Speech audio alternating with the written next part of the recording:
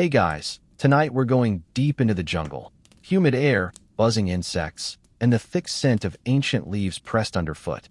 You're trudging beneath a green ceiling of vines and tangled canopy in Mesoamerica, where the air is so heavy you can almost chew it. You brush past mossy stones, duck beneath roots, and finally push through a curtain of leaves into a clearing, where something strange is growing. Not gold, not jewels, not anything a dragon might hoard, but a small, gnarled tree, bearing bulbous pods with wrinkled skins in oranges and purples. Inside, cacao beans, the bitter, twitchy seeds of what will one day become chocolate. And in this place, they're more precious than gold. You probably won't survive this world, by the way. Not unless you're really good at rituals, warfare, or bartering with jungle currency. Cacao isn't just a snack here, it's a sacred bean. A bitter offering to gods, kings, and the dearly departed. So, before you get comfortable, take a moment to like the video and subscribe, but only if you genuinely enjoy what I do here. And hey, let me know in the comments where you're listening from and what time it is where you are. Now, dim the lights, maybe turn on a fan for that soft background hum, and let's ease into tonight's journey together. You step forward through the underbrush, brushing your fingers along the pod's tough exterior. Theobroma cacao, food of the gods. That's what scientists call it now. But long before Linnaeus got clever with Latin, ancient Olmecs were grinding these same beans into paste. Yeah, the Olmecs, those mysterious pre-Maya folks known for carving giant stone heads with expressions that say, "We invented something important. You just don't know what it is yet." Historians still argue whether the Olmecs actually drank chocolate or just used cacao in some ritual form, maybe as a sacred paste or offering. But residues from ancient vessels whisper a flavorful truth. This tree was already special 3,500 years ago. Now imagine being there, around 1500 BCE, before TikTok, before toasters, before even wheels on luggage. Someone hands you a jaguar-painted cup filled with thick, frothy, bitter liquid. It's earthy, smoky, no sugar, probably spiced with chili. Your face says, "I wasn't ready." But the community elder nods with approval. You've just joined one of the oldest chocolate traditions on Earth. It's not sweet. It's sacred. And you're not drinking it to relax. You're drinking it to honor something. Maybe a sun god. Maybe the dead. Maybe just to make it through the humidity without passing out. Cacao trees themselves are high maintenance. They grow only in narrow equatorial bands, shaded by other trees, babied by humans who figured out early that these beans could work magic. Economic, social, spiritual. The beans get scooped out, fermented, dried, roasted, although the roasting part probably came later, and eventually ground into paste using heavy stone tools called metates. Think ancient food processor powered by sore arms and good posture. Back then, cacao wasn't just a drink. It was a statement, a sign of wealth, access, maybe even divinity. No one was biting into candy bars. They were communing with the spirit world. And not all cacao is equal, either. Criollo beans, rare, delicate, and fussy, were likely favored early on, reserved for nobility and spiritual leaders. Their yields were lower, but their flavor complexity? Chef's kiss, if your chef was a barefoot shaman with jaguar tattoos. You sit with others around a fire. The drink is passed. There's laughter, chanting. Maybe someone's dancing with feathers and face paint. Maybe someone's quietly pouring a little of the drink into the earth, an offering to the underworld. You don't speak the language, but you feel it in your spine. This is a moment that matters. And here's a quirky detail. Cacao may have first been domesticated not for drinking at all, but for its sweet pulp. That's right.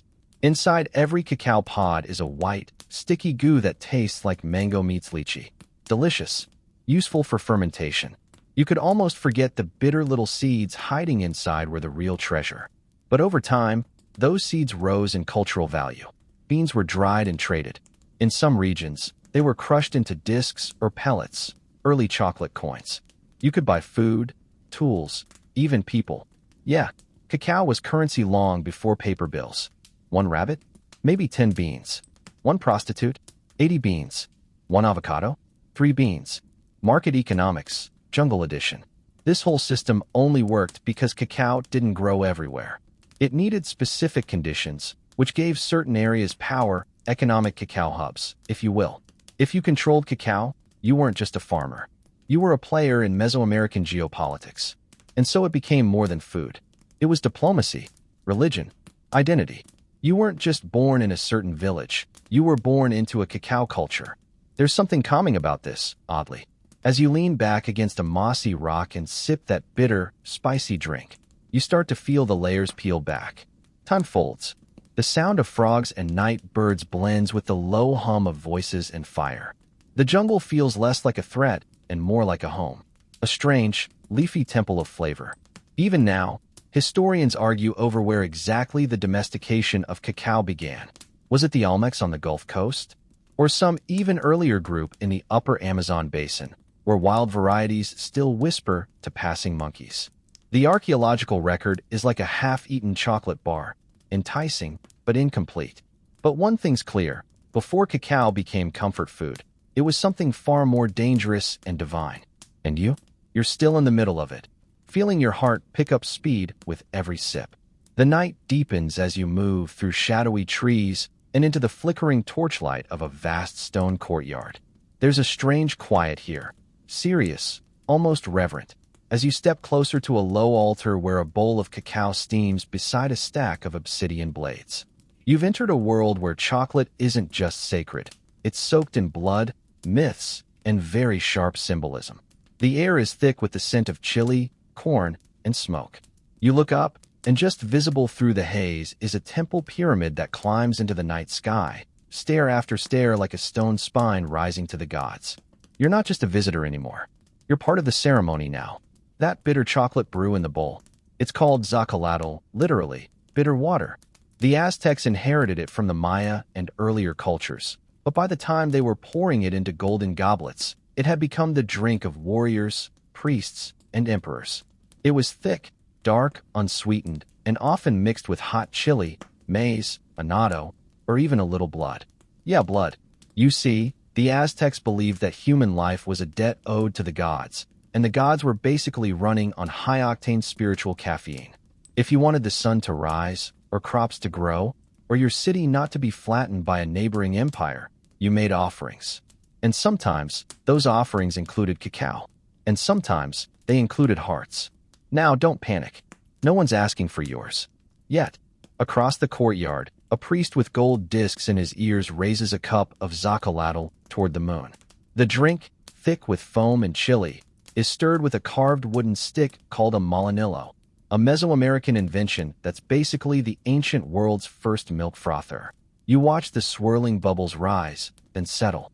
Someone behind you mutters a prayer. Someone else coughs into a feathered cloak. That sacred foam, it wasn't just for looks. It symbolized breath, life, spirit. Chocolate without foam. Spiritually flat. Emotionally devastating. You sip cautiously from your own bowl. It's earthy, spicy, alive. Definitely not dessert. Your mouth tingles from the chili and bitter bite. But there's something energizing about it. You're not just tasting a drink. You're tasting identity, language, cosmos. And while it hits you like an espresso shot to the soul, the gods seem to appreciate it too. The Aztecs believed zacalado was a divine gift from Quetzalcoatl, the feathered serpent god who, according to one version of the myth, gave cacao to humans before being banished for trying to civilize them a little too gently. Bit of a softie, that Quetzalcoatl. Unlike his fellow gods who preferred sacrifices, he just wanted people to write poetry and drink nice things. So naturally, he got booted. And that's where things get weird. Some scholars argue whether cacao was ever used in literal blood rituals, or whether the blood chocolate stories were Spanish exaggerations designed to make Aztec culture seem more savage. Historians still argue whether cacao was offered in human sacrifice ceremonies or merely nearby on the buffet table. Either way, zacalado wasn't just a cozy drink. It had punch. It had prestige. And you didn't just down a cup casually. You earned it. Warriors drank it before battle to steel their nerves. Nobles drank it to signal power. Even the emperor, Montezuma II himself, was said to knock back as many as 50 cups a day. That's a man with serious caffeine issues, or, a whole empire to manage. You glance up at the temple's towering steps and wonder, did Montezuma ever climb those after 47 cups? Probably not. Too risky. But not everyone had access to this sacred beverage. Commoners rarely saw cacao unless they were preparing it for someone above them. The beans were currency, remember? You weren't drinking your paycheck. That would be like roasting your rent money. Still, for those at the top, Zacatl was a daily ritual. You can almost hear the grinding of stone as servants crushed roasted beans with spices. Water was poured from a height to generate that famous froth. Some varieties were blended with maize to make a thick, gruel-like meal. Others were enhanced with honey or flowers, if you were feeling romantic or rich. And here's a quirky twist. There are records of cacao being used not just in spiritual offerings, but in political ones. Want to butter up a local ruler? Send him cacao. Want to apologize after a military misstep? Send cacao. Want to negotiate marriage terms? Yep, cacao. It was edible diplomacy. And you didn't even have to like the taste, just the symbolism. Now look again at the moon above. It's hanging low, pale behind thin clouds. You notice how the courtyard feels like a stage. The torchlight flickers, shadows dance across carved stones, and the temple looms like a massive reminder that chocolate, here, was divine and deadly. A soft drumbeat begins somewhere in the background, slow and steady like a heartbeat. Someone chants in a language you don't know, but somehow understand. You feel the weight of time settle over your shoulders like a cloak. This isn't just bedtime history, it's bedtime mythos. And right now, the line between the two is about as blurry as that chilly aftertaste clinging to your tongue.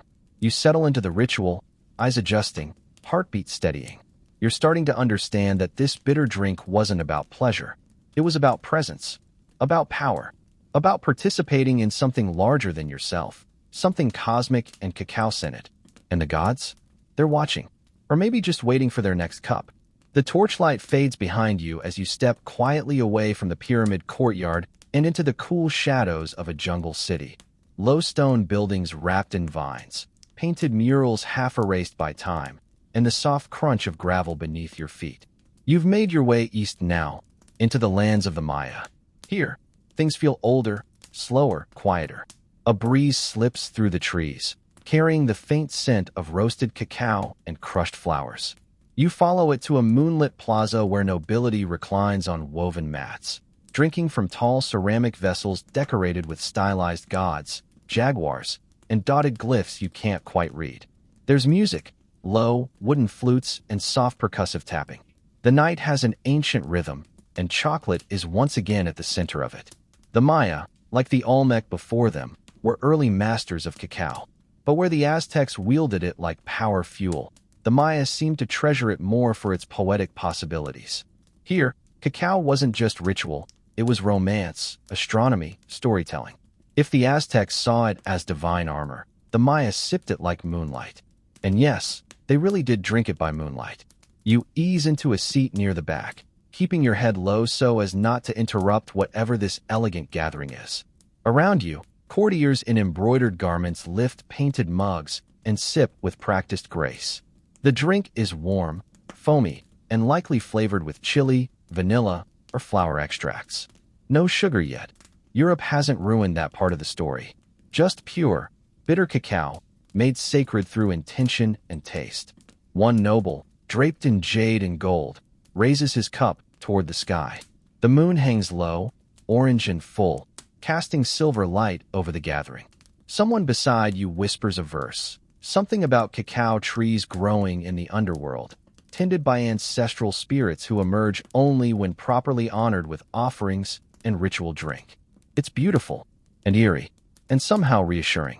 The Maya left behind more written references to cacao than any other Mesoamerican culture.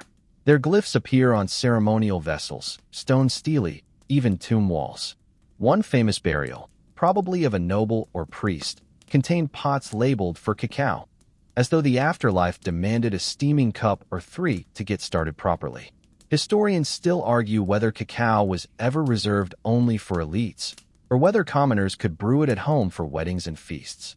Some texts suggest cacao was democratized in daily life more than Aztec society allowed. Others point out that growing cacao still required specific conditions and social connections. Either way, it played a role in everything from royal ceremonies to household rituals. And here's something odd. Cacao also appears in Maya marriage negotiations and fertility rites. It wasn't just something you served guests. It was something you offered the gods to ensure crops grew, babies were born healthy, and love bloomed. There's a vase, now sitting in a museum somewhere, that shows a cacao tree growing straight out of the back of the maize god. He's lounging like a model in a cocoa ad, because why not? He is the harvest, after all. You lift your own cup now, and it's heavier than you expect. Thick-walled, ornately painted. You tilt it toward your lips and sip. It's rich, silky, just a hint of spice on the back end, and something floral you can't quite name. It's not delicious in the modern sense. It's instructive. It teaches your palate to notice things you usually miss. A fringe theory, whispered only among the most eccentric food historians, claims that Maya elites sometimes drank cacao laced with fermented honey or other mild intoxicants during lunar ceremonies. Chocolate and moonshine, ancient edition. No one's sure if that's true, but it would explain the blissful, slow-glowing expressions on the faces around you. The night deepens, and someone begins to chant. Not loud, not aggressive, just soft syllables drifting upward. You realize the chant is calling on a god, Cacao, maybe, or one of the chocolate-associated spirits whose names are lost to us now. The scent of incense fills the air, mingling with cacao and crushed blossoms. You begin to notice how everything here moves in cycles. Moon, harvest, rain, storytelling, and cacao. Always cacao. In one hand, a noblewoman twirls a feather fan. In the other, she holds a cacao vessel. She notices you, tilts her head, and offers a faint smile, as though she knows you're from somewhere else, but doesn't mind. This isn't a place for tourists. It's a place for those willing to slow down and listen. You lean back and take another sip. This time, the drink tastes like roasted earth and old poetry. Here's a fringe tidbit for you. Some Maya vessels contain paintings of cacao being served to gods in the underworld. Literal death chocolate. One scene shows a skeleton figure receiving a bowl from a monkey servant. Interpretations vary, of course. Maybe it's metaphor, maybe mythology, or maybe just ancient commentary on how chocolate gets you through even the worst of days. The stars are brighter now. The flutes play slower. The air cools. You let your eyes close for a moment. You're beginning to feel what the Maya likely intended. Not just caffeine stimulation, but ceremonial grounding. This wasn't a treat. It was a tether to something bigger. The sky, the dead, the harvest, the future. And still, the ceremony continues. Someone begins to recite names, ancestral lineages, spoken slowly into the night. You don't understand the words, but the tone is soft and reverent. A name, a pause. Another name, another pause. As if speaking those names aloud keeps them alive, even across the centuries. You glance at your cup, still half full. This moment, somehow, feels eternal. You wake with a start, not from a nightmare, but from the sudden, energetic clamor of voices and footsteps. You're no longer reclining in a calm Maya courtyard. Now, you're wedged in the middle of something altogether louder, brighter, and more entrepreneurial. Welcome to Tlatelolco, the grand marketplace of the Aztec Empire. It's massive. Imagine a football field, then triple it, and fill it with thousands of people yelling, haggling, trading, elbow to elbow in a sea of color, texture, and of course, cacao. Cloaks swirl, feathers shimmer, smells clash and mingle, roasted maize, sweat, flowers, dried fish, and the unmistakable earthy tang of fermented cacao beans. You duck to avoid a passing vendor who's balancing a basket of live birds on his head. Another man hustles past, carrying what looks suspiciously like a tax collector's ledger. And yes, he's listing cacao beans. That's because here, these beans aren't just delicious or divine, they're literal money. Cacao beans were the currency of the empire. You could buy nearly anything with the right amount. Tamales, sandals, an afternoon's company, even a small canoe. The rates changed depending on the region and season, but in general, 10 beans got you a rabbit. 80? That might earn you an evening with a courtesan, though you might want to ask about hidden fees. A child pulls at your sleeve and points toward a stall where a woman is pouring zacatl from one clay jug to another to build up a nice head of foam. She's adding ground chili and annatto for color. A crowd forms. This is quality stuff. But you? You're distracted by something else. The tax booth. Yes, the Aztecs collected tribute in the form of cacao beans. Mountains of them. The empire's tax system required subject cities to deliver yearly quotas of cacao, among other things. In some records, cacao beans were shipped in bulk, packed into sacks made of woven palm leaves, counted and stored in imperial warehouses. Historians still argue whether the common people used cacao as daily currency or whether it circulated mainly among traders and elites. Some scholars point to records of cacao bean counterfeiting. Yes, people would hollow out bad beans and fill them with dirt to trick buyers. Ancient fraud, bean style. You slip into the shadows of a nearby arcade where officials in feathered headdresses argue over inventory. They're sorting beans into neat piles, weighing them with simple balance scales, and occasionally sniffing them to test for quality. This isn't a joke. This is serious imperial infrastructure. You lean closer and see small clay tablets recording transactions. 400 beans equals 1 ziquipilli, basically a money sack. Units of currency, not by paper or coin, but by seed. Portable, spendable, and highly fragrant. And you thought your wallet was weird. You wander back toward the center of the market, where wealth isn't hidden, it's flaunted. Nobles in elaborate cloaks sip chocolate from gold and jade cups, reclining under sunshades while musicians pluck strings nearby. One man, wearing a feathered mask shaped like a hummingbird, gestures theatrically as he orders his drink with vanilla and extra chili, definitely a flex. Nearby, a merchant is giving a loud and surprisingly convincing pitch on his newly acquired cacao from the lowlands. He claims it's been blessed by priests and sung to daily. Fringe theory? Maybe. Good marketing? Absolutely. But this market isn't just about pleasure. There's a hard economic edge under the surface. Cacao moves between hands like a heartbeat. Traders haggle ruthlessly. Guards keep watch for counterfeiters, and everyone, rich or poor, knows the bean's value. You move through the stalls, and the variety is stunning. Some vendors sell the beans whole. Others offer pre-ground cacao paste wrapped in maize husks. Still others sell drinking vessels, tall, flared mugs with painted glyphs and jaguar motifs. The whole place hums like a bee colony built on chocolate. One elderly woman stops you and offers a small, reddish disc. You turn it over. It's hard, waxy, smells faintly of cinnamon and cacao. Drink coin, she mumbles. Apparently, these are early forms of ready-to-mix chocolate tablets, portable, storable, and probably the world's first hot chocolate bomb. As the sun climbs higher, so does the market's tempo. Drums pound from a nearby square.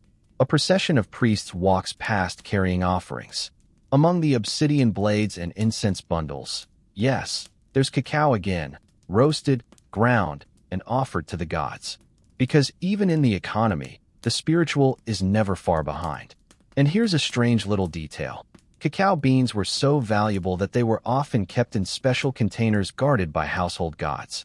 Some families even hid their beans in clay urns buried beneath the floor, basically ancient piggy banks. You wonder how many forgotten fortunes are still buried out there, somewhere in Mexico, waiting for the right archaeologist with a metal detector and a sweet tooth.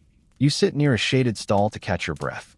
A child beside you counts out 5 beans to buy a tamale wrapped in banana leaf. A nobleman orders another round of spicy zacalado. A tax scribe scratches at his tally board with charcoal. And everywhere, absolutely everywhere, cacao moves through the city like blood through veins. The buzz of voices fades for a moment, replaced by the rhythmic chant of a street performer spinning tales of how Quetzalcoatl stole cacao from the gods to give to humanity. You already know the story. You lived it 2 sections ago. But now, hearing it again here, in the economic heart of the empire, you realize the story isn't just myth. It's branding. It's value. It's why that bean in your hand is worth so much. And you can't help but smile. Because in this world, chocolate doesn't melt in your hand. It pays in your hand. You duck out of the marketplace just as the sun begins to dip behind the stone skyline. Your arms are tired from carrying your metaphorical chocolate wallet, and your head is still buzzing from chili-laced zacalado. But tonight's journey is taking a more intimate turn. You've wandered into a garden, a quiet one, tucked behind high walls painted with vines and swirling gods. It smells like blooming cacao flowers, which is impressive considering how small and pale they are. Someone has clearly cultivated this space with love and care. This is a place for romance, for ritual, and for whispering things you'd never say out loud in the marketplace. Chocolate, it turns out, has always had a little heat behind it. Not just from chili peppers, but from a long, spicy reputation as an aphrodisiac. You sit on a carved bench, smooth with centuries of use. A servant brings you a warm drink, darker than usual, almost inky. You sip it slowly. Thick, rich, floral. Definitely has a little something extra in it. You glance around. There are couples sitting close together, speaking in low voices. The moon is rising, and everything smells just slightly dangerous. Now, to be fair, no one in the ancient world was doing double-blind clinical trials on chocolate and libido. But that didn't stop anyone from drawing their own conclusions. Among both the Maya and the Aztecs, cacao was believed to have invigorating properties, not just for battle, but after battle. If you catch the drift. Montezuma, that hyper-caffeinated emperor you met earlier, supposedly drank cup after cup of zacatl before visiting his harem. Was it caffeine? Was it psychosomatic? Or was it just part of the ritual performance of power and virility? Historians still argue whether this was based on actual effects or courtly theater, but either way, the story stuck. You shift slightly on the bench as another cup is handed to you. This one laced with vanilla and honey. It goes down smoother, less bite, more seduction. And here's the thing. Cacao naturally contains compounds like theobromine and phenylethylamine, which do affect mood and alertness. Modern science hasn't exactly labeled it the king of aphrodisiacs, but it definitely plays a role in the sensory chemistry of attraction. The ancient folks may have been onto something, or just very optimistic. In this garden, it doesn't matter. Cacao is part of the courting dance, a gift from a suitor, a wedding ritual, a honeymoon tonic. One Maya glyph even shows a bride being offered cacao on her wedding day, as vital as jewelry or fine clothes. And it wasn't just for private pleasure. Rituals involving chocolate and fertility were sometimes public affairs. A temple offering, a village celebration, a way to ensure a bountiful harvest and a bountiful family. You can almost hear the soft music drifting through the air, pipes, drums, a single voice singing a lullaby to the cacao trees. The garden is full of symbolism, flowers blooming on vines, birds nesting above, and the ever-present, twisting branches of cacao trees growing along the edges. There's a quirky fringe theory you overhear from a nearby couple. Some elders believe that cacao trees would only bear fruit in places where love thrived. Plant them near a happy couple, and you'd get endless pods. Near a grumpy household, just leaves and disappointment. Totally unverified, but honestly, not the worst relationship test. You linger near a low table where someone is crushing cacao with honey and crushed petals, forming tiny balls of chocolate paste. These are early forms of amargo, bittersweet love offerings. Portable, shareable, symbolic. You're offered one, and the flavor is complex. Not like modern truffles. There's something earthy and sincere about it, like a love letter written in clay and ink. Nearby, two women whisper over a pot of brewing cacao. One adds a touch of annatto for color. The other sprinkles crushed orchid. They're preparing a marriage offering, perhaps, or maybe just gossiping over ancient hot cocoa. Either way, the drink flows through their laughter like a third participant in the conversation. A priest steps into the space now, not stern, but gentle. He carries a scroll and begins to recite something rhythmic. A prayer? A spell? No, it's a poem. A courtly one, full of imagery and metaphor, comparing a lover to cacao foam, warm and fleeting. It's the kind of verse that only works in this kind of night, under this kind of moon. Historians still argue whether cacao played a formal role in marriage contracts or whether its symbolic power came more from tradition than law. But in practice, the bean was everywhere in the rituals of love. From engagements to anniversaries, from family feasts to intimate whispers, cacao was a through line of connection. And here's a little gossip. Some records describe women drinking cacao to soften the heart before arranged marriages. Was it placebo? Desperation? Or just a rare moment of comfort in a life where choices weren't always yours to make? The garden is darker now. Only the moon and a few flickering lamps remain. You sip the last of your drink, flavored now with rose petal and something faintly minty. You can't tell if it's working as intended or if you're just caught up in the night's rhythm. Around you, people laugh, embrace, recite, and sip. Chocolate isn't food here. It's language, touch, song. You lean back against the bench, eyes half closed. The world feels softer, slower, still spicy but safe. And just before sleep claims you, You hear someone say, "True love tastes bitter first, then sweet." Your eyelids flutter open to a different sky. No longer warm jungle stars and feathered chants. Instead, heavy clouds gather above a rolling Atlantic, and your feet are planted firmly on the deck of a creaking wooden ship. Welcome to the early 1500s, the age of sail, scurvy, and unfortunate body odors. You grip the railing as the vessel pitches forward. Around you, Spanish sailors shout orders, adjust sails, and try not to drop crates full of the most unusual cargo they've ever handled. Baskets of dried, shriveled cacao beans. Stinking to high heaven, but guarded like gold. Because back in Tenochtitlan, before it was reduced to rubble, these beans weren't just drinkable. They were power. And now, they're on their way to Spain. You trudge down into the cargo hold, ducking under beams and ropes. It's dark, damp, and full of things you didn't know could rot that aggressively. The cacao beans are tied up in bundles, packed between exotic feathers, jade jewelry, and awkwardly carved obsidian idols. All part of the New World gifts Hernán Cortés and his band of conquistadors are shipping home after flattening the Aztec Empire. It's a brutal legacy, a haunting one. But somewhere in the middle of all this imperial extraction, chocolate begins its strange second life. You arrive in Seville, a bustling port city lined with tile-roofed buildings, perfumed noblewomen, and men in heavy cloaks complaining about trade winds and Jesuit regulations. You follow the crates of cacao as they're hauled through winding streets into kitchens, pharmacies, and eventually royal courtrooms. No one really knows what to do with it. The first Europeans who tried Aztec zacalado didn't love it. Imagine expecting something like hot cocoa and getting slapped in the taste buds by bitter, peppery sludge. Some folks spat it out on the spot. Others, more polite or stubborn, kept sipping with a strained smile like, Yes, fascinating. Historians still argue whether Cortés himself introduced chocolate to Europe or whether it snuck in through traders and missionaries. But by the mid-1500s, cacao was officially on the map. And the Spanish did what the Spanish did best. Changed it. Out went the chili. In came cinnamon, sugar, and a little vanilla. Suddenly, the whole thing went from, "What is this bitter potion?" to, "Oh wow, this is kind of addictive." Nobles began sipping it from porcelain cups. Recipes were passed in whispers. Kitchens became test labs.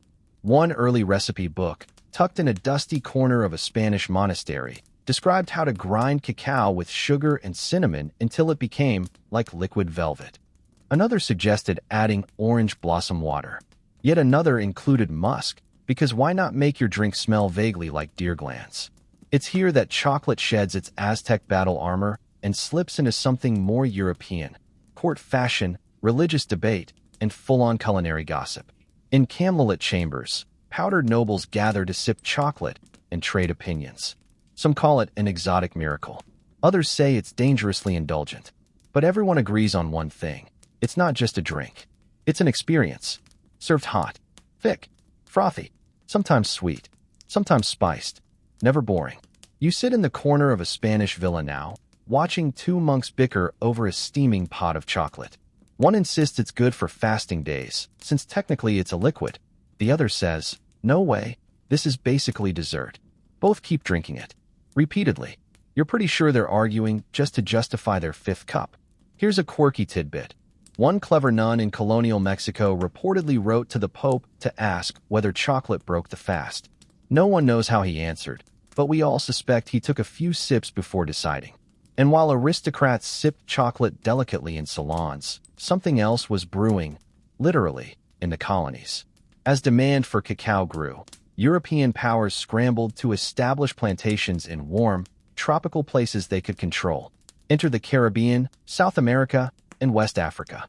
But that chapter, darker and far more brutal, is still to come. For now, the scene is candlelight and conversation. Chocolate as medicine.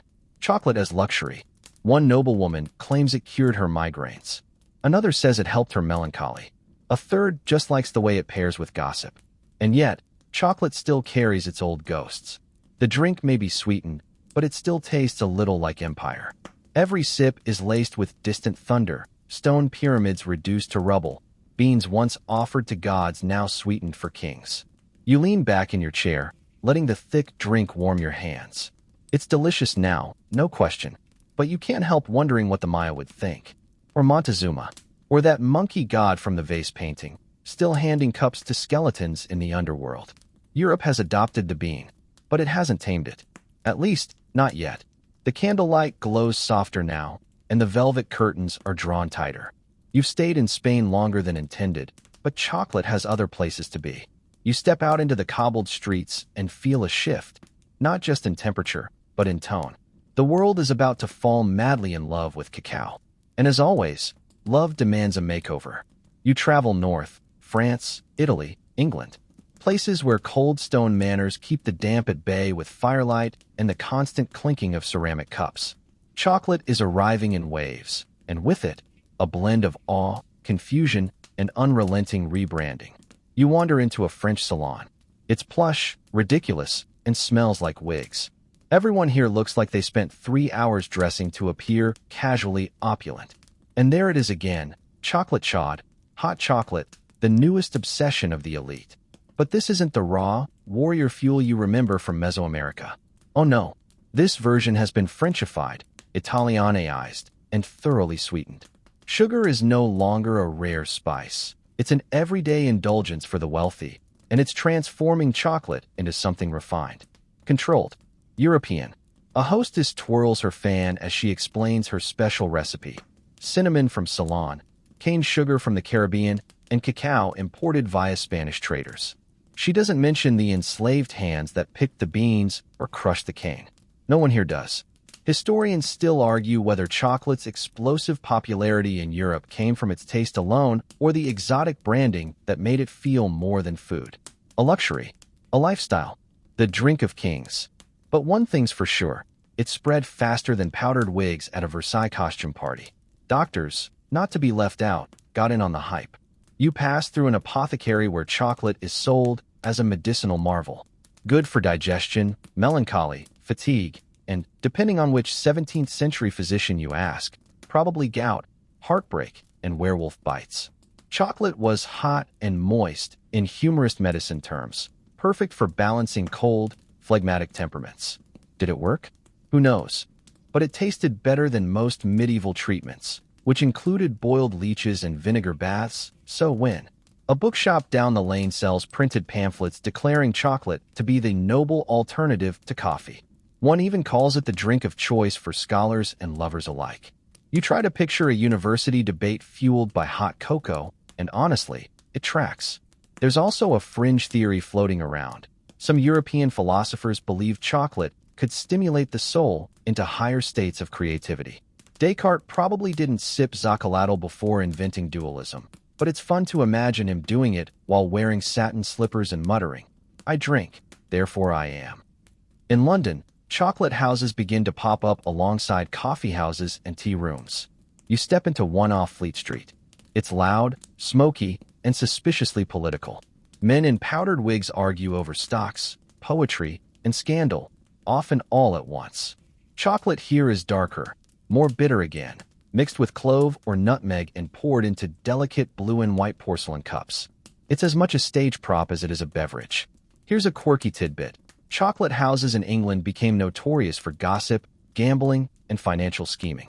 They were the Starbucks, Reddit, and Wall Street of the 17th century. One establishment, White's Chocolate House, eventually turned into a gentleman's club so elite that members literally bet on everything, including who would die first. Outside, street vendors are starting to hawk pre-ground cacao for home use. Sugar loaves are sold nearby. A maid asks which spice her mistress wants in her next tin of cocoa, cinnamon, or pepper. You realize something important here. Chocolate is crossing class lines. Slowly, reluctantly, but it's happening. Meanwhile, back in Italy, wealthy households are commissioning custom chocolate serving sets, elegant silverware, velvet trays, fluted cups. They don't just drink it, they perform it. You attend a dinner where chocolate is served after the final course, with flutes playing softly and a small child trained to say, "The gods approve." Do they? You're not sure anymore. The gods of the cacao tree have gone quiet. Or maybe they're just watching, bemused, as Europe froths their sacred brew with more sugar and pretension than they ever imagined. But here's the real twist. The people who first grew, fermented, and drank chocolate Maya farmers, Aztec nobles, jungle priests, have no voice in this new chapter. Their rituals, glyphs, and songs are being erased, even as the drink they revered becomes the trendiest sip in Paris. Still, the bean persists. It adapts, reinvents itself, turns bitter into fashionable, turns sacred into palatable, always moving forward, never fully tamed. You pass through one final drawing room. A group of aristocrats is sampling the latest recipe, chocolate with ambergris, an extremely expensive and slightly nauseating substance scraped from whale intestines. It smells like perfume and salt and privilege. One man declares it divine. Another immediately faints. You slip out quietly, cup in hand, and sip under the starlight. The taste lingers, sweet, spiced, strangely ancient. The foam is gone, but the memory remains. And far away, in a crumbling stone courtyard swallowed by vines, someone is still sipping chocolate by moonlight. You wake again, now wrapped in the damp incense haze of a chapel. Wooden beams above, stone walls echoing quiet footsteps. You're in Spain once more, this time, in a monastery where monks shuffle between prayer and something far more controversial, brewing hot chocolate. Yes, you heard that right. As sunlight filters through stained glass, you begin to sense a strange tension in the air, not from war, not from market haggling, but from something far more European, a theological argument. Because, believe it or not, Europe's brightest religious minds once debated a question so odd, it could only be from the 1600s. Does drinking chocolate count as breaking a fast? You suppress a chuckle as a monk near you furrows his brow and gestures angrily at a steaming mug.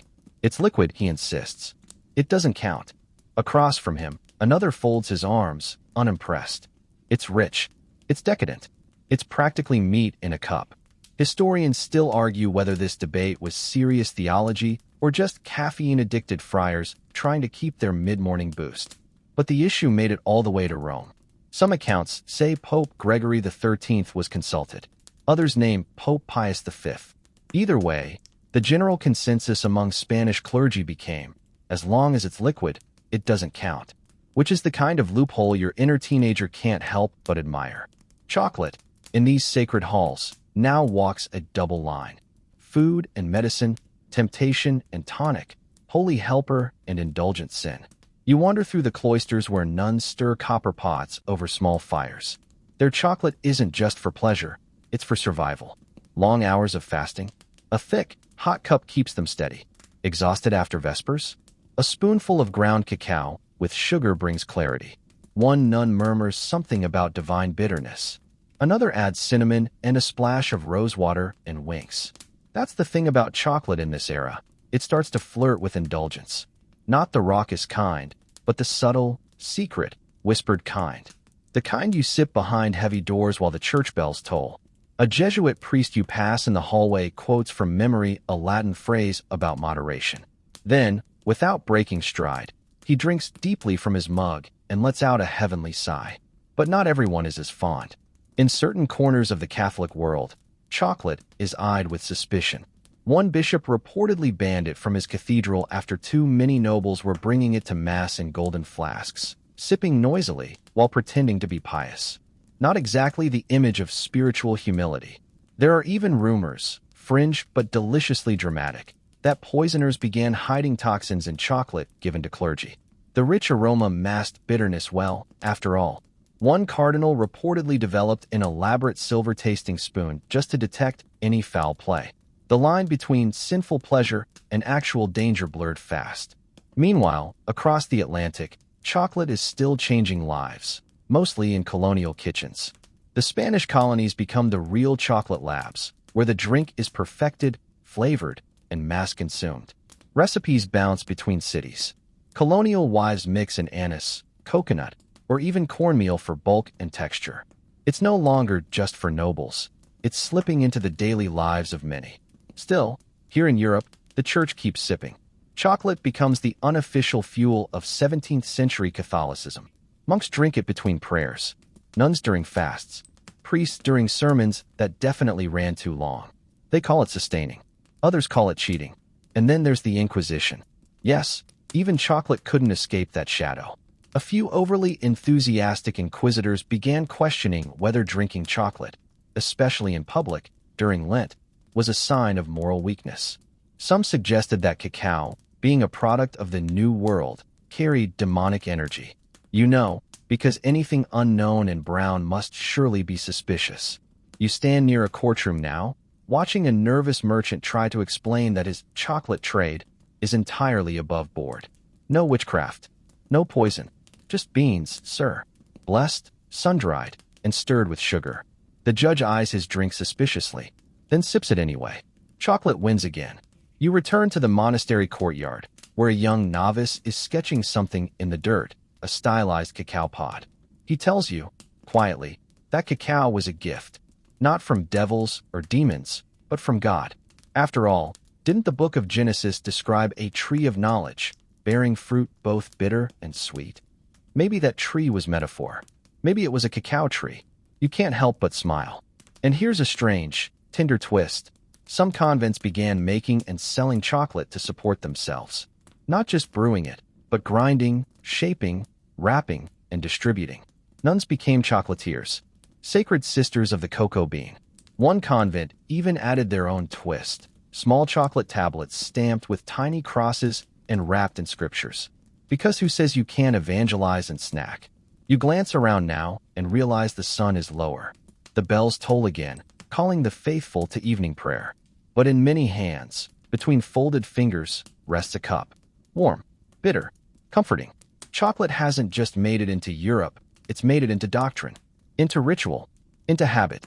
You take one last sip, and you can't help but feel the contradiction. This drink, once offered to jungle gods under dripping canopies and blood-red moons, is now being debated by men in robes as to whether it counts as chewing. History is weird. Chocolate is weirder. And you? You're exactly where you should be. You step away from cloisters and incense, your feet hitting the packed earth of a road carved through cane fields and jungle heat. The air is different here.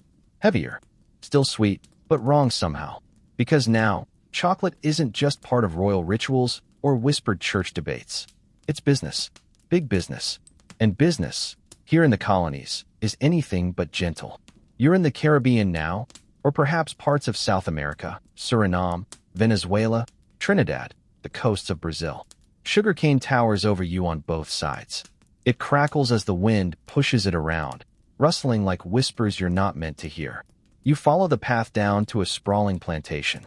There's a cacao grove at the edge, rows of carefully cultivated trees, their pods ripening in oranges and reds. But most of the land is given over to sugar, the sweetener that turned cacao from a ritual drink into an economic hurricane. And at the center of it all, people, working, sweating, crying, silently enduring. Because this chocolate, this elegant sip served in salons, is built on the backs of enslaved labor. You hear the thud of machetes hitting cane, the clatter of beans being raked and dried in the sun, the low groan of wooden carts pulled through mud. Men, women, children, all caught in a brutal engine fueled by European appetite. Historians still argue how quickly cacao became a full commodity crop alongside sugar and tobacco. But by the 1600s, it was clear cacao could bring in profit. A lot of it. And for European colonial powers, that meant one thing: scale. And scale meant slavery. You step carefully around drying mats where fermented cacao beans are spread out under the blazing sun. A young boy stirs them with a wooden paddle over and over, hour after hour. His hands are stained brown and cracked. His eyes meet yours, just for a second, then flick away. It's not an image that goes well with lace gloves and fine china. And yet, this is part of the chocolate story too, the one rarely told in bedtime fairy tales or luxury ads. The story of people stolen from West Africa, shipped in chains across oceans, and forced to labor in unbearable heat so that Europe could sip something new and fashionable. You pass a boiling house where sugar is refined. The air here is thick, sticky, choking. Molasses clings to every surface. And in the distance, you can still hear the clinking of cups in a nearby estate house. Gentle laughter. The sound of a silver spoon stirring. Here's a disturbing little tidbit. In the early days of Caribbean cacao production, enslaved people were sometimes punished by being denied their cacao ration. Not just food. Identity. The very thing their cultures may once have seen as sacred was now weaponized against them. Some tried to preserve their traditions anyway. There are accounts of enslaved workers secretly creating cacao-based drinks that blended West African flavors and indigenous techniques. Ginger, cola nut, coconut milk. Quiet resistance in a cup. You walk past a storehouse now, large sacks of dried cacao waiting for export. They're stacked high, tagged, ready to board ships bound for Amsterdam, London, Marseille. You know where this is going. You've already been there. Sat in their salons. Watched the nobles sip, totally unaware or totally uninterested, where their sweetness came from. There's no polite way to say it. Chocolate became sweet only after it became soaked in cruelty. And yet, cacao still refuses to be fully corrupted. You pass a grove at the plantation's edge where older trees grow wild. A woman hums softly while tending to them, not because she has to, but because she wants to. Her hands are gentle. Her song, almost inaudible, winds between the leaves like smoke. You ask what she's singing. She says it's for the trees. A song her grandmother knew. From before the ships, before the chains, when chocolate was still a gift. That's the thing about cacao, it remembers. Even when people forget. You sit under one of the trees now. The fruit above you hangs low. Heavy, almost ripe. You wonder how many hands it will pass through, how many ports, how many names, before someone in a velvet room decides to add cinnamon and declare it divine. You wonder if it still tastes like memory. One scholar once claimed that every cup of chocolate served in 17th century Europe should come with a ghost. A silent figure behind the cup. You take that thought with you now, rising slowly as the shadows stretch across the plantation. Because ghosts don't always wail. Sometimes they whisper. In bitter notes. In songs to trees. In cups you don't think twice about. Chocolate, now, is global. It has left temples and entered ledgers. It's tracked, taxed, and traded. But you know better. You've seen the groves, the marketplaces, the sacrifice stones, and the drying mats under Caribbean suns. It's not just indulgence. It's inheritance. You walk back toward the path, away from the estate house with its flickering lanterns and distant piano. Behind you, someone stirs a pot of chocolate over low fire. Not for ceremony, not for court, just for warmth. And in that single moment, cacao feels almost human again. You blink, and you're somewhere colder. Fog rolling in from the Thames, horses clopping over wet cobblestone, and the sharp tang of pipe smoke mingling with something rich and familiar. This isn't a jungle. This is London, mid-1600s. And chocolate has just walked into the room wearing a powdered wig and a questionable moral compass. You duck under a crooked sign that reads the cocoa tree, though the building appears to contain exactly 0 trees and significantly more arguments. Inside, it's chaos, but the refined kind. Murmurs, muttered bets, raised eyebrows, and the scraping of chairs across floorboards. Welcome to the chocolate house. You find a seat at the edge of the room. A server approaches in a stained vest, slams down a steaming mug of dark, spiced cocoa, and disappears without a word. You take a sip. It's thick, barely sweet, has a nutmeg kick that punches like a scandal headline. This is not a place of peace. It's a place of plots. In the late 17th and early 18th centuries, chocolate houses like this sprang up across England, catering to upper-class men who wanted caffeine with their conspiracy theories. Less crowded than coffee houses, more elegant than taverns, and far more exclusive. Here, behind closed doors, stock tips are traded like playing cards. Political secrets are whispered beneath velvet drapes. One man gambles away his inheritance in the time it takes another to stir his cup. Historians still argue whether chocolate houses were hotbeds of true political revolution or just the 18th century equivalent of a Reddit thread. Lots of noise, minimal results. But what's certain is this: people took them very seriously. You glance around and recognize a few historical types. There's a poet, scribbling furiously with chocolate stains on his cuff. Next to him, a lord of something or other trying to bribe his way into parliament. At another table, 2 men in wigs are deep in an argument about sugar tariffs and someone's mistress. You don't ask questions. And here's the kicker: the hot chocolate they're drinking is practically a symbol now. It's a badge of refinement, of knowledge, of having opinions and wanting everyone to know about them. The drink itself has evolved. No longer just a thick Mesoamerican brew or a sweetened Spanish potion. It's now whipped, sometimes served with milk, occasionally laced with orange or vanilla, depending on the house's style. Some even float bread or egg yolk in it, which, frankly, feels like a cry for help. You overhear a server recommending the morning restorative to a bleary-eyed gentleman. It's cocoa, thickened with ground almonds, and served with toast. Supposedly cures hangovers. Possibly just distracts you with how weird it tastes. And here's a quirky twist for you. One of the most famous chocolate houses, White's, kept a betting book where men could log their wagers on anything. Not just cards or horses, anything. Will the sky clear before noon? Will Lady Featherstone's affair be discovered? Will a certain MP drop dead by Sunday? You take another sip. The room is starting to spin, not from the chocolate, but from the sheer volume of human ambition packed into this overheated little corner of London. In the far corner, a man pulls out a small box from his coat and offers its contents to the group.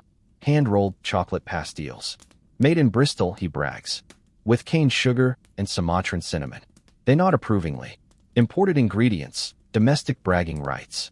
You leave before someone tries to sell you shares in the East India Company. Back out on the street.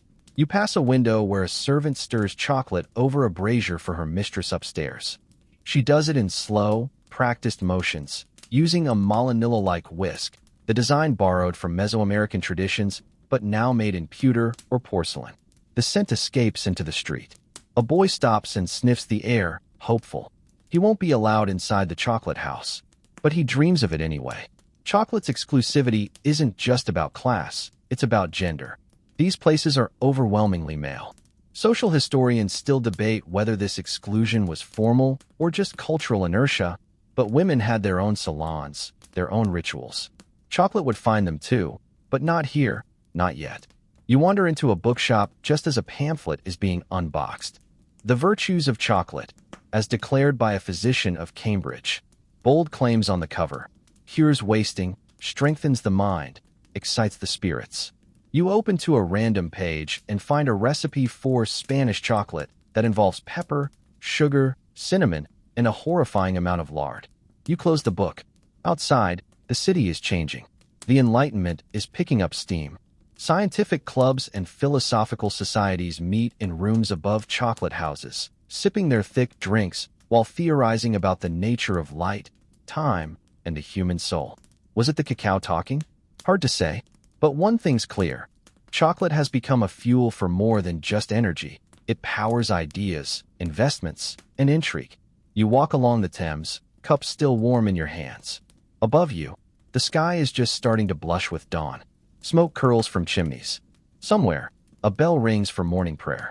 And from behind closed shutters and velvet curtains, the sound of spoons stirring continues, soft, steady, and slightly suspicious. Chocolate has taken root in this world, not just as a drink, but as a habit. You leave the smoke of London behind, stepping softly now into the warm, flickering glow of a colonial hearth. The scent of chocolate still trails you, but it's different this time. Less bitter, more nostalgic. You're in early America now. And the founders? Oh, they're absolutely drinking hot chocolate. It's morning in Philadelphia, and the streets are slowly waking up. A horse-drawn cart rumbles past, and a chimney sweep hums a half-remembered folk tune. You push open the door to a tavern, and there he is, Ben Franklin, of course, scribbling furiously at a table beside the fire. He pauses, dips his quill, and takes a sip from a mug of steaming, cinnamon-laced chocolate. No cream, no marshmallows, just cacao, water, maybe a touch of sugar, thick and potent enough to wake up an entire revolution. Strong drink, he mutters, glancing at you. Keeps the mind awake and the bowels honest. You nod solemnly, trying not to smile. Chocolate had made its way to the American colonies by the early 1700s, and it quickly earned its place as a morning staple, a political companion, and even a battlefield ration. While tea and coffee certainly had their fans, chocolate was the drink of choice for thinkers, tinkerers, and troublemakers.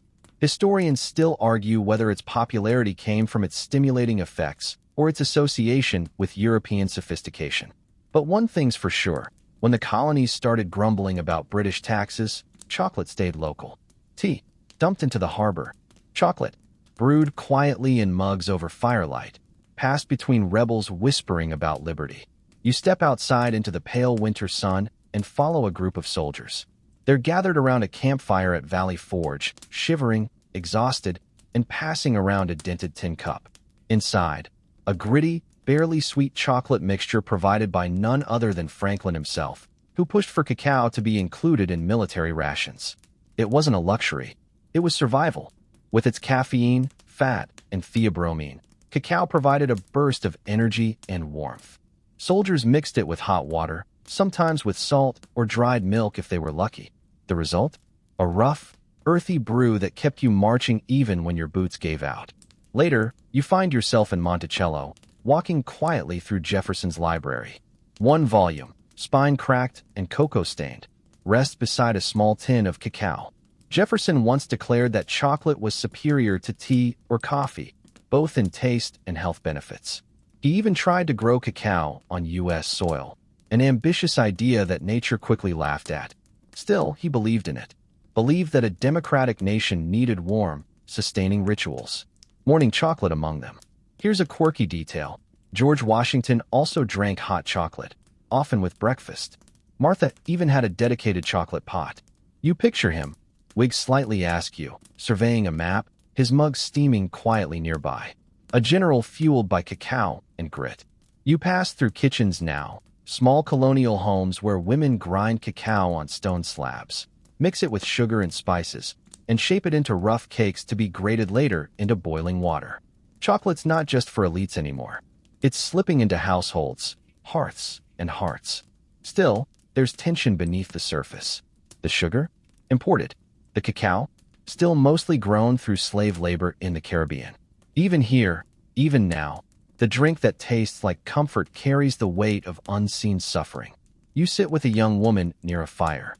She tells you she received a chocolate tablet as a courting gift, wrapped in paper with tiny pressed flowers. Better than perfume, she jokes. And you can eat it. There's laughter. A moment of levity. Across the room, a child recites her letters while dipping bread in a thin chocolate brew. The American version of the drink is often lighter than the European, more rustic, more adaptable. It fits this new land. By the time of the American Revolution, chocolate was as American as rebellion. It was served in taverns where revolution was plotted, packed in the knapsacks of militiamen, and traded in markets alongside flour, salt, and soap. And as the United States grew, so did its craving for cacao. Trade routes opened. Merchants flourished. Entrepreneurs saw opportunity. But here's the kicker. Even with its growing popularity, chocolate remained, in many ways, a drink of thought. A companion to quiet mornings, to letters by candlelight, to ink-stained fingers dreaming of new worlds. You return to Franklin's side one last time. He's dozing now, pen still in hand, cup empty but warm. Beside him lies a folded letter addressed to a printer in Boston, and a note scrawled on the back. Freedom, like chocolate, should be stirred with care. You let that sit with you. Because in this chapter of Chocolate's story, it's not about temples or wigs or empires. It's about fireside conversations. About holding something warm in your hands while building something uncertain in your heart. And maybe, just maybe, that's what gave this bitter bean its sweetest chapter yet. You're somewhere darker now. A different kind of campfire glows in front of you. Not colonial hearths or temple torches, but a metal barrel heater, surrounded by soldiers in heavy coats. The smell of gun oil mixes with mud, frost, and something familiar, chocolate. Though it's not much like the rich, velvety cups you've sipped before. This is chocolate in war. You look around and realize the year is 1944. World War II. Europe is shattering. The Pacific is burning. And every American GI, every British Tommy, every soldier sent far from home is carrying something hard and brown in their pack, a chocolate bar. And not the kind you'd buy with a wink and a smile. This one is chalky, dense, bitter, designed to not taste too good, actually, so soldiers won't eat it all at once. It's called the D-Ration Bar, created by the U.S. Army in cooperation with Hershey. The goal? High-calorie, shelf-stable, melt-resistant, and just barely edible. You take a bite. It's grim, more survival tool than snack. With just enough cocoa powder to be called chocolate, but more like compressed sandpaper with a hint of brown. Still, when you're tired, wounded, and sleeping in a foxhole, that bitter square might be the closest thing to comfort. Historians still argue whether soldiers loved or hated the D-Ration Bar, but everyone agrees it served a purpose. It provided calories, a morale boost, and, if nothing else, a memory of normal life. You move now through the war's supply lines, military trains, trucks, cargo ships. Stacked crates marked chocolate ration for emergency use. Over 3 billion bars were distributed during World War II. That's billion with a B. And it wasn't just the Americans. British troops had their own cocoa mixtures. The Germans packed chocolate into field kits. Even the Soviets occasionally brewed a dark, molasses-thick version to keep warm on the front. You slip into a Red Cross tent where nurses serve wounded soldiers hot chocolate, sweet, milky, and thinner than European versions, but still a taste of sanity in chaos. One young man clutches his mug like it's sacred. He doesn't speak. He just breathes in the steam. Nearby, a nurse stirs a pot and hums something soft, half lullaby, half prayer. In these small moments, chocolate becomes more than food. It's memory, connection, proof that the world you came from still exists somewhere, waiting. You're back on a battlefield now, snow falling in clumps. A soldier unwraps his K ration and groans. Spam. Crackers. 1 block of chocolate. He chews it like a dare. Tastes like the inside of my boot, he mutters. And yet he eats every crumb. Here's a quirky twist. Some soldiers use their chocolate bars as currency, trading them for cigarettes, socks, even favors from locals. In post-war Germany, American chocolate became a near currency among children. It was sweet, scarce, and symbolic. You step into a Berlin street just after V-Day. Children swarm a GI handing out Hershey bars. They don't understand the language, but they understand this. Chocolate as peace offering. Chocolate as hope. Years later, that image would inspire Operation Little Vittles, a U.S. pilot who dropped candy bars by parachute to Berlin children during the blockade. Over 23 tons of sweets were dropped in total. Because sometimes, the softest diplomacy comes wrapped in foil. But the story doesn't stop there. The Cold War dawns. You find yourself in a sterile room at NASA headquarters.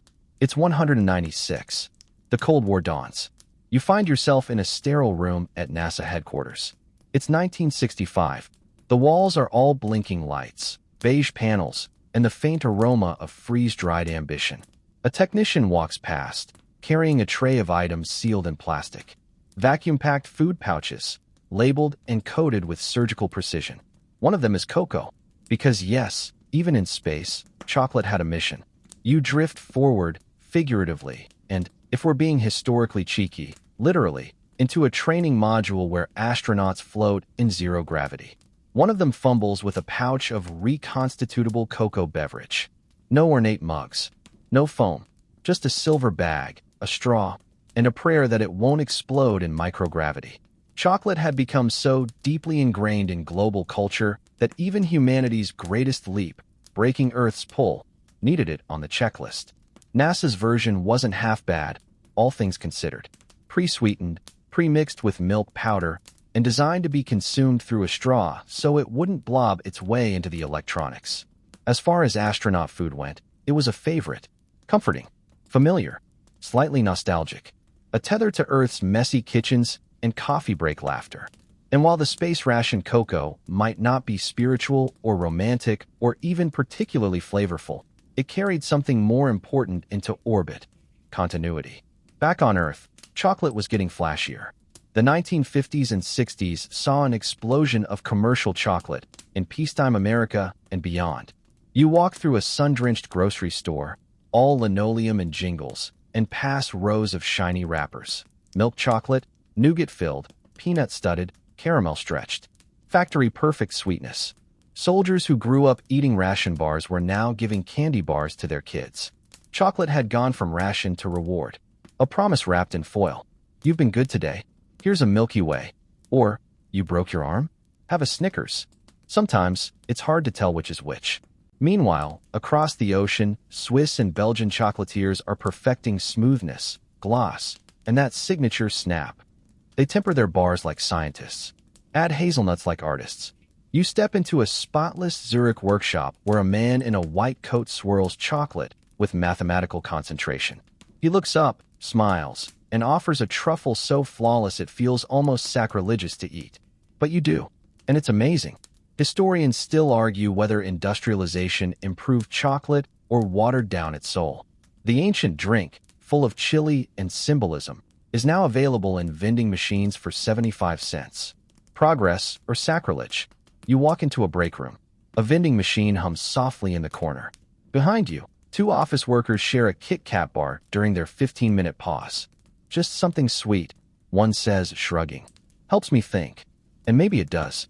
Because chocolate, once a sacred ritual, then a colonial currency, then a war ration, has become the background music of daily life. But there are holdouts, tiny moments where the old meaning seeps back in. You visit a small kitchen in Oaxaca, where a grandmother grinds cacao beans by hand, mixing them with cinnamon, almonds, and a touch of chili. She presses the paste into tablets to make traditional champurrado. Her hands are steady. Her rhythm hasn't changed in generations. She tells you cacao is still a gift, still sacred, still warm enough to speak to the dead. You nod and sip quietly. You fly to Ghana, where children help gather cacao pods under the sun. They slice them open, scoop out the beans, and lay them out to ferment. The work is hard, often underpaid, but the pride is there too. Chocolate is survival, not luxury, not nostalgia, just life. You sit beside a boy who offers you a dried bean. He grins. Bitter, he warns. And he's right. It is. Raw, earthy, sharp, but somehow still beautiful. Because chocolate, at every turn, remembers where it came from. A battlefield, a drawing room, a jungle temple, a ration kit, a rocket, a mug held tight in someone's cold, tired hands. It always finds its way back. The hum of the vending machine fades behind you now, and the modern world spins a little faster. Fluorescent lights, factory belts, and jingles echo in your ears as you walk into the heart of the industrial chocolate age. You're in a factory, a real one this time. Not a dream, not a legend. Stainless steel, everything. Conveyor belts rattling like clockwork. And chocolate, yes, still chocolate, poured, pressed, stamped, and shrink-wrapped at inhuman speeds. Welcome to the era of mass chocolate and the flavor wars that came with it. You duck under a sign that reads, "Authorized personnel only," and a board supervisor shrugs and lets you in anyway. This is where billions of chocolate bars begin. Not with rituals or toasts or jungle prayers, but with machines. The air is warm and sweet, but in a strangely artificial way. It's the scent of cocoa powder, milk solids, stabilizers, and emulsifiers all whirring in perfect calibration. You pass a vat labeled compound coating and pause. Wait, compound coating? You've just stumbled into one of chocolate's dirtiest little secrets. Most mass-market chocolate isn't really chocolate at all. Here's how it works. Real chocolate, true chocolate, contains cocoa solids and cocoa butter. But cocoa butter is expensive and finicky and melts at body temperature, which makes it tricky for things like shelf-stable candy bars in desert climates. So, many big-name companies replace cocoa butter with cheaper fats, palm kernel oil, hydrogenated soy, even paraffin in some cases. It looks like chocolate, sort of tastes like chocolate, but under US regulations, it can't legally be called milk chocolate. Hence the soft euphemism, chocolatey coating. Historians still argue whether this transition was inevitable or purely profit-driven. Either way, it kicked off a silent war between artisan chocolatiers and candy corporations. Real cocoa versus chocolate-flavored. Slow tempering versus fast processing. Flavor depth versus mass appeal.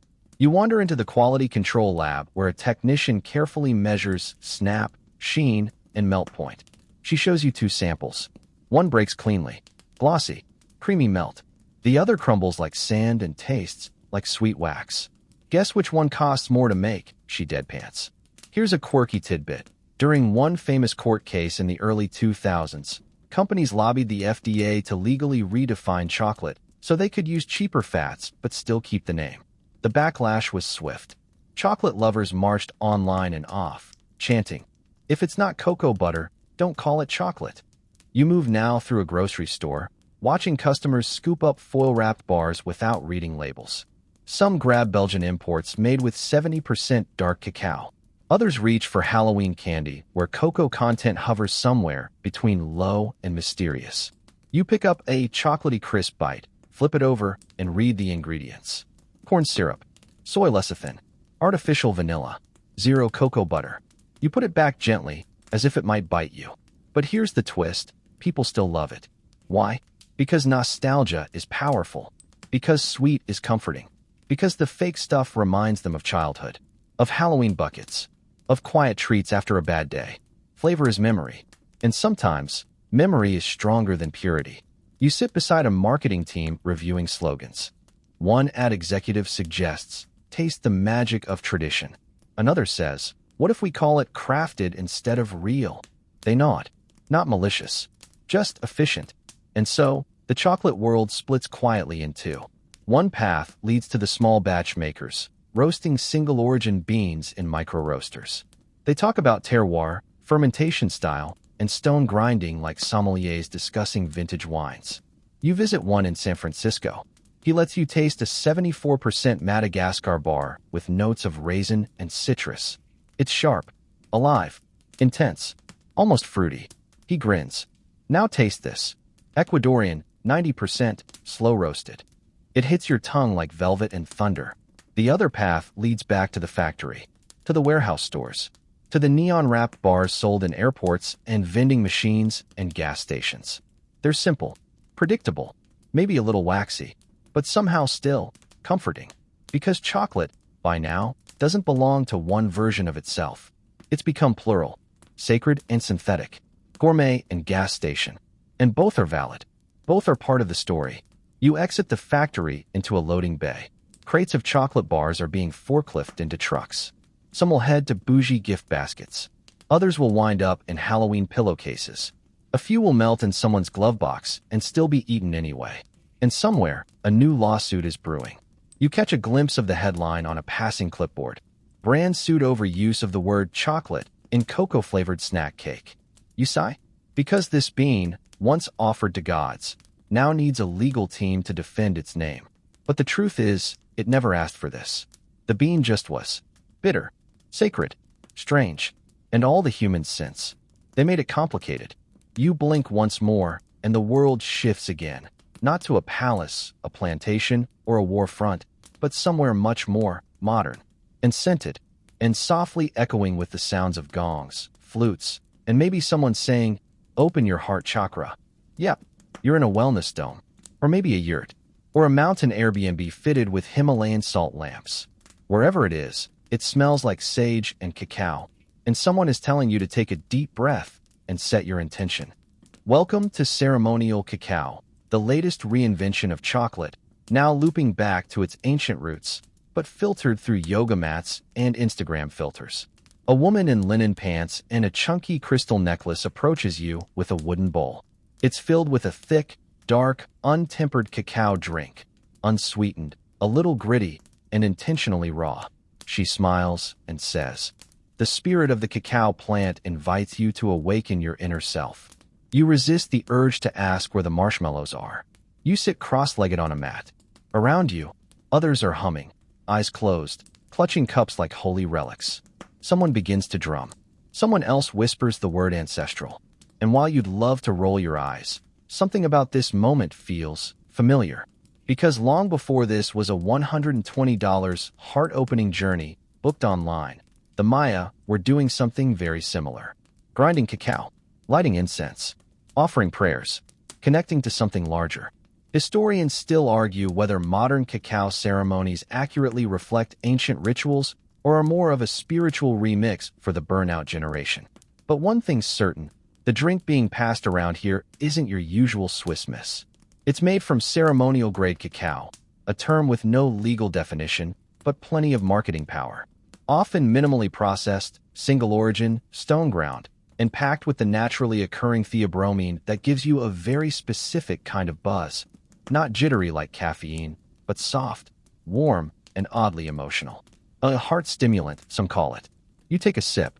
It's thick, bitter, deep, not quite pleasant, not quite unpleasant, just real. And then the journey begins. A facilitator, who once worked in tech but now only wears barefoot sandals, guides the group through a meditation. You're told to visualize your roots sinking into the earth, to breathe through your heart, to think of cacao not as a drink, but a plant spirit. Here's a quirky tidbit. Some cacao ceremony leaders actually refer to Mama Cacao as a living entity, one who heals trauma, opens your heart, and occasionally gives you visions of your past lives. One participant says she met a jaguar. Another just cried for 45 minutes and felt lighter. You wonder what the gods of the ancient city-states would think of this drum circle. But maybe they'd understand. You're handed a second cup. This time, it has a bit of cayenne and cinnamon in it, throwbacks to ancient Aztec flavoring. You sip slower. The bitterness doesn't punch this time. It unfolds. And with it, something else does too. The woman beside you whispers that she drinks cacao every morning in place of coffee, that it helps her stay present. She tells you it's not about indulgence, it's about intention. You nod, because honestly, she's not wrong. Ceremonial cacao isn't sweet. It doesn't come with prizes inside. It doesn't numb. It sharpens. It brings up thoughts you didn't ask for. It sits in your stomach like a truth waiting to be spoken. And while some might scoff at the trend, there's something poetic about chocolate circling back to where it began. Ritual. Only now, the rituals are curated. The incense is Palo Santo. The songs are in English. And the sacred symbols come printed on workshop flyers in minimalist fonts. But at the center of it all is still the bean. You lie back on your mat now. The sky above is tinged with dusk. A drumbeat pulses softly, like the echo of footsteps in a jungle courtyard from 2,000 years ago. Someone reads a poem about returning to one's body. Someone else thanks the spirit of cacao for showing her she is enough. You wonder, briefly, if the cacao spirit has an email inbox. Still, as odd as it all seems, there's sincerity here.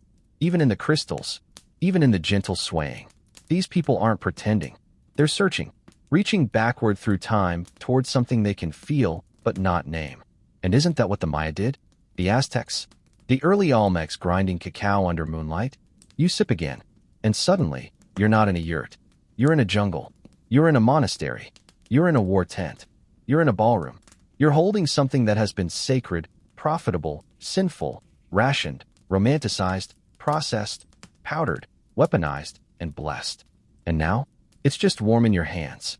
You rise slowly from the mat, feet cool on wooden floorboards, the last traces of cacao warmth still blooming in your chest. Outside, the sun is setting behind city towers and mountain spines alike, depending on where your imagination placed you. But one thing is certain, chocolate is still evolving. You step out into the present, a world where chocolate is everywhere and nowhere. In vending machines, in boutique truffle boxes, in 99-cent bars and $20 confections made with sea salt harvested during a full moon. It is mystical. It is mundane. It is, somehow, both. And the bean? Still growing. You're walking through a cacao grove in Ecuador now. Not ancient, not wild, but carefully cultivated. Modern farmers tend to the trees with gloves and spreadsheets. Sustainability is the new chant. Fair trade and single origin are the new rituals. Labels now wear their ethics like armor. You duck under a branch as a man slices open a ripe pod. The pulp inside glows white, glossy, and alien-looking. You taste it, fruity, tart, nothing like chocolate yet. The farmer grins. This is the start, he says. Chocolate used to be sacred. Then it was profitable. Then it was mass-produced. Now, it's waking up. Here's something the marketing teams rarely mention. The cacao industry still faces deep-rooted problems. Child labor, deforestation, price fixing. Even in the era of green packaging and farm-to-bar branding, the same hard questions linger. Historians still argue whether we've learned from the dark chapters of chocolate's past, or just papered them over with foil and hashtags. You move through a bustling cafe now, where a barista hands a customer a mug of bean-to-cup, drinking chocolate, made with 72% Dominican cacao and oat milk foam. She snaps a photo for Instagram, then immediately adds whipped cream. You suppress a chuckle. Not far away, a child clutches a melted chocolate bunny from a supermarket shelf. Her face is already smeared with sweetness. It's the Easter rabbit, she squeals. Another aisle over, a man carefully selects a dark chocolate bar labeled 80% Peru, notes of plum and smoke. He tucks it next to a bottle of wine. No plans, just instinct. Chocolate is now layered with meanings. It's still currency, only now it's traded in gestures. A gift, a date night, an apology, a celebration, a secret stash in a desk drawer for when life just needs buffering. You walk past a science lab where white coats are trying to make chocolate without cacao. That's right, lab-grown chocolate. fermented from yeast. Same molecular structure. No farms. No trees. No rainforest. Will it succeed? Maybe. Will it replace the real thing? Not a chance. Because even if it tastes identical, no fake bean will ever remember temples and taxes, romance and ration bars, children and jaguars, conquistadors and kindergartens. You stroll past a mural being painted on a cafe wall. It shows cacao trees with roots twisting through history. Pyramids, factories, battlefields, rocket ships. At the top, a steaming mug held by two hands, one ancient, one modern. No words, just warmth. You sit at a quiet bench, a cup beside you. It's not foamed, not sweetened, just real. And with every sip, you feel it. The weight of time, the hum of culture, the strange, sticky magic of something that was never just food. Chocolate is contradiction, bitterness and joy, sacrifice and indulgence, holy and hilarious. It has survived empire, industrialization, fashion, and fads. It's been sacred drink, sinful pleasure, synthetic snack, and somehow, it's still itself. The bean that refused to retire. You close your eyes now. Somewhere, a monkey's chattering in the jungle. Somewhere else, a nun is stirring a copper pot. Somewhere, a soldier unwraps a ration bar with trembling hands. Somewhere, a little boy with melted chocolate on his face is learning to grin. And at the center of it all, just one seed. Just one bitter little miracle that keeps making the world a little softer, a little sweeter, a little more human. The night is quiet now. You've traveled far. Through jungle steam and powdered wigs, through revolution and ration kits, through whispers, prayers, and powdered drink mixes, through love, through war, through velvet and vinyl and vending machines. And all for a bean. One small, strange bean that changed flavor and meaning every time a new hand held it. It has been called sacred, sinful, scandalous, and simply delicious. It has been offered to gods and sold to children, ground on stone and spun in space. And now, here in the stillness of your room, it lingers on your tongue. Not the taste, maybe, but the story. You can still hear it, if you listen. The rustle of cacao leaves under moonlight. The slow stir of a wooden whisk. The shuffle of boots in a frozen trench. The fizz of foil unwrapped on a long drive home. The soft sigh of someone saying, "Here, I saved you the last piece." The story of chocolate isn't just history, it's memory. It's ritual. It's resilience. And maybe that's why it keeps finding us, through centuries, continents, and cravings. So now, as your body relaxes and your breath slows, let that last image hold you. A warm cup in your hands. The world outside, quiet. A story behind you. A dream ahead. Because some histories don't just end. They melt. Sweet dreams.